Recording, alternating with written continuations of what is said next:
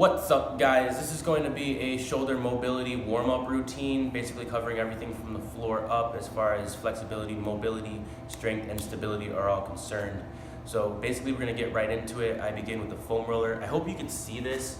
Try to be back here. You're just going to start, grab your shirt, that way it doesn't get wrapped up underneath the foam roller. And you don't need to do this part, but it definitely helps. It just brings some awareness into the muscles.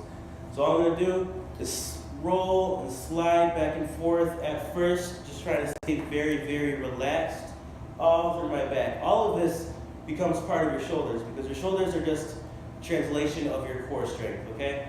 And we're gonna pause somewhere about underneath the bottom of your rib cage, elbows up, and you're gonna inhale as you stretch back, exhale as you bring it forward. And you'll see how much motion you can get in the rib cage there. Inhaling, exhaling, belly button gets drawn down. Again, inhale, relax, chin's tucked, exhale, and then we'll slide onto the back of each shoulder. First with your arm bent, just getting flat on that shoulder blade right there, the scapula. And then we're gonna straighten the arm, and we're gonna get more into the meat on the side of the scapula. There's a little pocket here. It tends to be pretty tender, yes?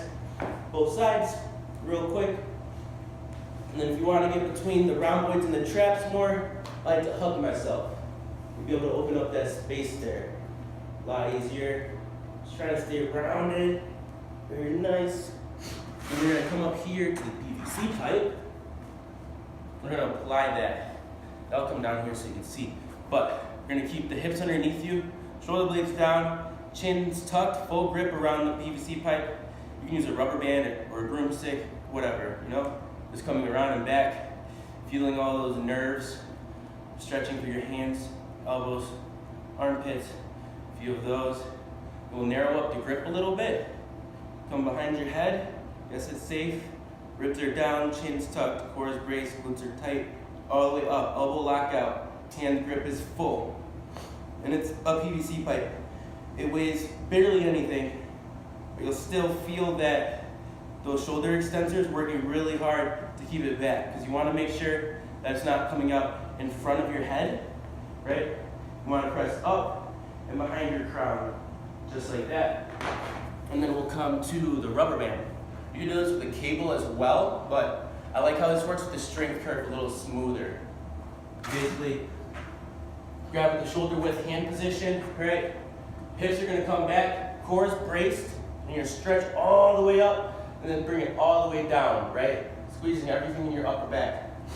You want to make sure you lock down all your positions. So I pause here, I squeeze, I feel it, stretch up here, I pause, I'm gonna learn that position, and I go right back to my first spot. Boom, right back to my second spot, boom. Then you just fire those messages over and over. Boom, boom, boom, boom, just like that.